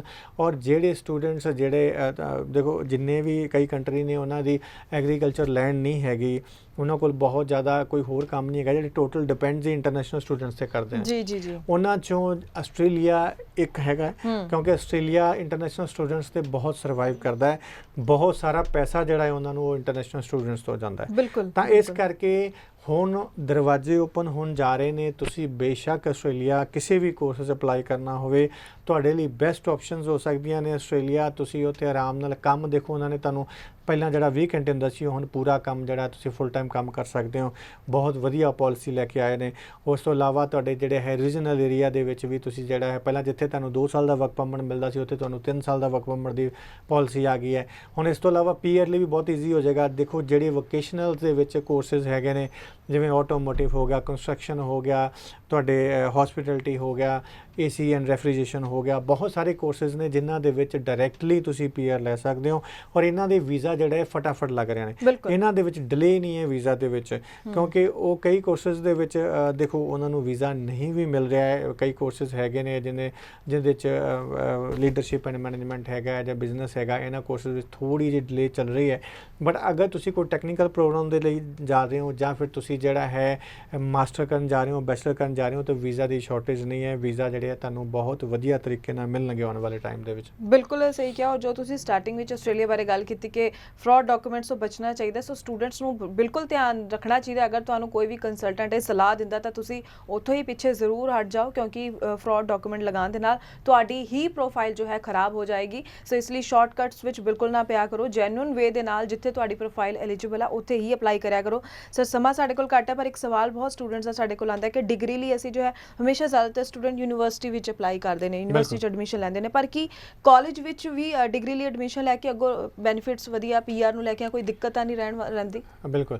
ਦੇਖੋ, ਕਾਲਜ ਤੇ ਯੂਨੀਵਰਸਿਟੀ ਡਿਗਰੀ ਕਿਉਂ ਲੈਣੀ ਚਾਹੀਦੀ ਹੈ? ਪਹਿਲਾਂ ਤਾਂ ਮੈਂ ਇਹ ਸਟੂਡੈਂਟਸ ਨੂੰ ਇਹ ਪੁੱਛਣਾ ਚਾਹਾਂਗਾ ਕਿ ਜਿਹੜੇ ਬੱਚੇ ਐਲੀਜੀਬਲ ਹੀ ਨਹੀਂ ਹੈਗੇ ਡਿਗਰੀ ਦੇ ਲਈ, ਸਪੈਸ਼ਲੀ ਇਨ ਯੂਨੀਵਰਸਿਟੀ, ਹੈ ਨਾ ਜੀ, ਕਿਉਂਕਿ ਕਈ ਦੇਖੋ ਅਸੀਂ ਕਿਸੇ ਨੂੰ ਮਿਸਗਾਈਡ ਨਹੀਂ ਕਰਦੇ, ਕਿਉਂਕਿ ਕਈ ਬੱਚਿਆਂ ਕੋਲ ਪੈਸਾ ਨਹੀਂ ਹੁੰਦਾ ਉਹਨਾਂ ਕਿ ਉਹ ਡਿਗਰੀ ਉੱਥੇ ਯੂਨੀਵਰਸਿਟੀ 'ਚ ਕਰ ਸਕਣ। ਯਾਨੀ ਮਤਲਬ $32-35,000 ਮਤਲਬ 18-19 ਲੱਖ ਰੁਪਇਆ ਤੁਸੀਂ ਸਾਲ ਦਾ ਅਗਰ ਭਰ ਸਕਦੇ ਹੋ ਤਾਂ ਤੁਸੀਂ ਯੂਨੀਵਰਸਿਟੀ ਡਿਗਰੀ ਲਈ ਜਾਓ। ਕਿਉਂਕਿ ਅਗਰ ਤੁਸੀਂ ਨਹੀਂ ਭਰ ਸਕਦੇ ਹੋ ਤਾਂ ਸਿਰਫ ਵੀਜ਼ਾ ਲੈਣ ਦੇ ਲਈ ਯੂਨੀਵਰਸਿਟੀ ਚੂਜ਼ ਕਰਨਾ ਔਰ ਉਸ ਤੋਂ ਬਾਅਦ 6 ਮਹੀਨੇ ਬਾਅਦ ਉਹਨੂੰ ਚੇਂਜ ਕਰਨਾ ਬਹੁਤ ਗਲਤ ਚੀਜ਼ ਹੈ। ਤੁਹਾਡਾ ਟਾਈਮ ਖਰਾਬ ਹੁੰਦਾ ਹੈ, ਤੁਹਾਡਾ ਸਭ ਚੀਜ਼ਾਂ ਖਰਾਬ ਹੁੰਦੀਆਂ ਨੇ। ਇਸ ਕਰਕੇ ਅਸੀਂ ਯੂਨੀਵਰਸਿਟੀ ਵੀ ਡੀਲ ਕਰਦੇ ਹਾਂ ਔਰ ਅਸੀਂ ਕਾਲਜ ਵੀ ਡੀਲ ਕਰਦੇ ਹਾਂ। ਕਾਲਜ ਦੇ ਵਿੱਚ ਅਸੀਂ ਬੱਚੇ ਨੂੰ ਬੈਚਲਰ ਦੀ ਡਿਗਰੀ ਦਿੰਦੇ ਹਾਂ, ਜਿੱਥੇ ਤੁਹਾਨੂੰ $18 ਤੋਂ $20,000 ਦੇ ਵਿੱਚ ਇੱਕ ਪਰ ਈਅਰ ਦੇ ਹਿਸਾਬ ਨਾਲ ਡਿਗਰੀ ਮਿਲ ਜਾਂਦੀ ਹੈ। ਉਹੀ ਤੁਹਾਨੂੰ ਯੂਨੀਵਰਸਿਟੀ ਦੇ ਵਿੱਚ 36-37,000 ਦੇ ਵਿੱਚ ਮਿਲਦੀ ਹੈ।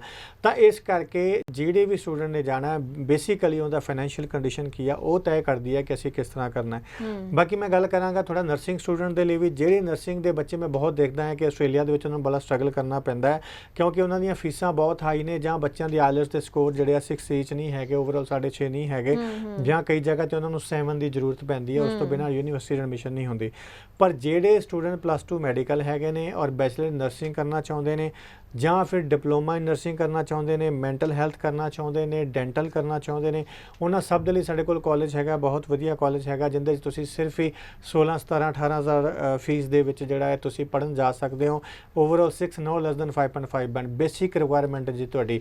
ਅਗਰ ਤੁਸੀਂ ਅਪਲਾਈ ਕਰਨਾ ਚਾਹੁੰਦੇ ਹੋ ਇੱਥੇ ਅਪਲਾਈ ਕਰ ਸਕਦੇ ਹੋ ਔਰ ਬਹੁਤ ਹੀ ਘੱਟ ਟਾਈਮ ਦੇ ਵਿੱਚ COE, ਬਹੁਤ ਹੀ ਘੱਟ ਟਾਈਮ ਦੇ ਵਿੱਚ ਆਫਰ ਲੈਟਰ ਔਰ ਸਭ ਚੀਜ਼ਾਂ ਤੁਹਾਨੂੰ ਅਸੀਂ ਜਿਹੜਾ ਪ੍ਰੋਵਾਈਡ ਕਰਾਵਾਂਗੇ। ਜੀ ਬਿਲਕੁਲ। ਸੋ ਸਵਾਲ ਹਲੇ ਹੋਰ ਵੀ ਕਈ ਸੀ, ਪਰ ਸਮਾਂ ਹੋਰ ਇਜਾਜ਼ਤ ਨਹੀਂ ਦੇ ਰਿਹਾ। ਅਗਲੇ ਸ਼ੋਅ ਵਿੱਚ ਹੋਰ ਜਾਣਕਾਰੀ ਜ਼ਰੂਰ ਤੁਹਾਡੇ ਨਾਲ ਸਾਂਝੀ ਕਰਾਂਗੇ, ਪਰ ਜਾਣ ਤੋਂ ਪਹਿਲਾਂ ਤੁਹਾਨੂੰ ਮਿਲਵਾਣੇ ਉਹਨਾਂ ਸਟੂਡੈਂਟਸ ਦੇ ਨਾਲ ਜਿਨ੍ਹਾਂ ਨੇ ਈਜ਼ੀਵੇ ਕੰਸਲਟੈਂਸੀ ਤੋਂ ਆਪਣੀ ਪ੍ਰੋਫਾਈਲ ਜੋ ਹੈ ਪ੍ਰੋਸੈਸ ਕਰਵਾਈ ਸੀ, ਉਹਨਾਂ ਦਾ ਵੀਜ਼ਾ ਆ ਚੁੱਕਿਆ, ਉਹਨਾਂ ਦਾ ਐਕਸਪੀਰੀਅੰਸ ਕਿਵੇਂ ਦਾ ਰਿਹਾ, ਉਹਨਾਂ ਦੀ ਹੀ ਜ਼ੁਬਾਨੀ ਜਾਣਦੇ। Belong from Himachal Pradesh. So currently I'm living in New Delhi. Since I passed out my BBA final year, so I was really very wondering in the market so that where I can go and I can apply for the study visa. So I have consulted a lot many of agents, like a big named agents in the market, but didn't got the real and the meaningful counseling.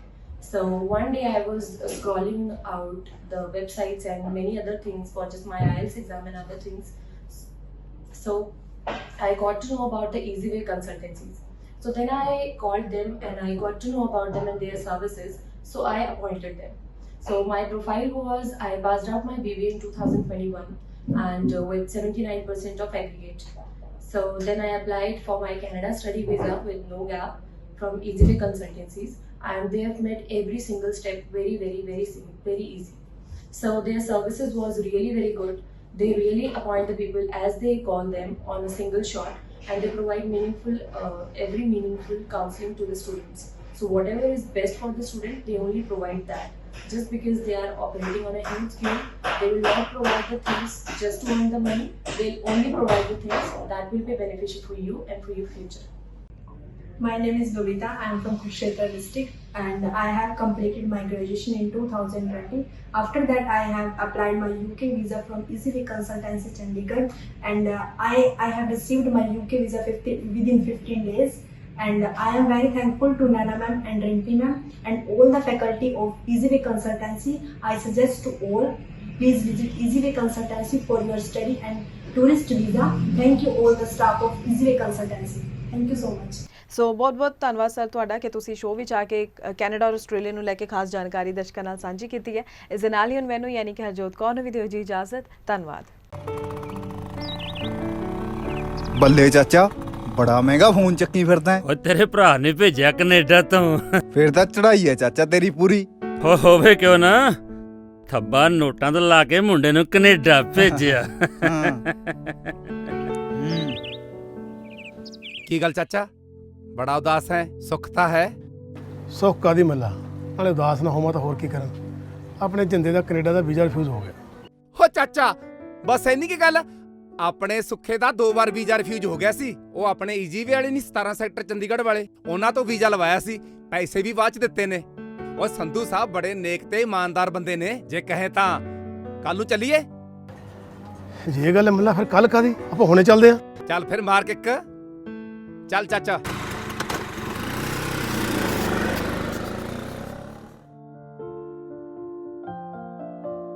ਜੇ ਤੁਸੀਂ ਵੀ Canada, Australia, UK ਜਾਂ ਕਿਸੇ ਵੀ ਹੋਰ country ਤੋਂ refuse ਹੋ ਤੇ ਦੁਬਾਰਾ ਆਪਣਾ ਵੀਜ਼ਾ ਲੈਣਾ ਚਾਹੁੰਦੇ ਹੋ ਜਾਂ ਨਵੀਂ ਫਾਈਲ ਅਪਲਾਈ ਕਰਨਾ ਚਾਹੁੰਦੇ ਹੋ ਤਾਂ ਅੱਜ ਹੀ ਈਜ਼ੀਵੇ ਕੰਸਲਟੈਂਸੀ ਪ੍ਰਾਈਵੇਟ ਲਿਮਟਿਡ ਦੀ ਟੀਮ ਨੂੰ ਮਿਲੋ ਤੇ ਤੁਸੀਂ ਵੀ ਆਪਣੇ ਸੁਪਨਿਆਂ ਦੀ ਉਡਾਨ ਭਰੋ।